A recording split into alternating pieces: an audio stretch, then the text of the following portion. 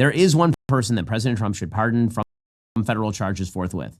It would be incredibly controversial, but I think that it's absolutely necessary.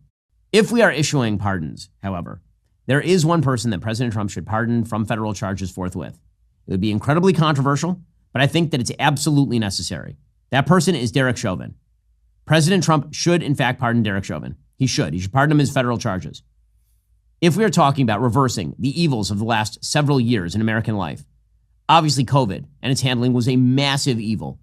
Destroyed the economy, set us on a path to fiscal insanity, destroyed children, led to massive health-related cover-ups, just horrifying all the way around. And President Trump has taken on a lot of those things. But when it came to BLM, the inciting event for the BLM riots that caused $2 billion in property damage in the United States and set America's race relations on their worst footing in my lifetime, was in fact the railroading of Derek Chauvin in the death of George Floyd.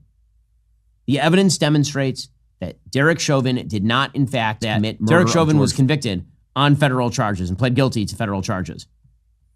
Derek Chauvin should in fact be pardoned on that. We will be covering that a lot more in coming weeks because I think it is worthwhile to remember that there is a man who is rotting in prison because the media decided in the middle of 2020 that they were going to turn a tragic law enforcement stop that ended with the death of a man who had a significant problem with drugs and pre-existing health problems into the raison d'etre of the entire 2020 election.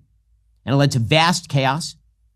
It led to, again, the destruction of racial comedy in the United States, $2 billion in property damage, and a guy rotting in prison who the evidence demonstrates certainly was not guilty beyond a reasonable doubt in that case. If we're going to talk about delivering pardons, President Trump, I think, should really seriously consider pardoning on federal charges. He can't pardon on state charges Derek Chauvin, who is convicted of the murder of George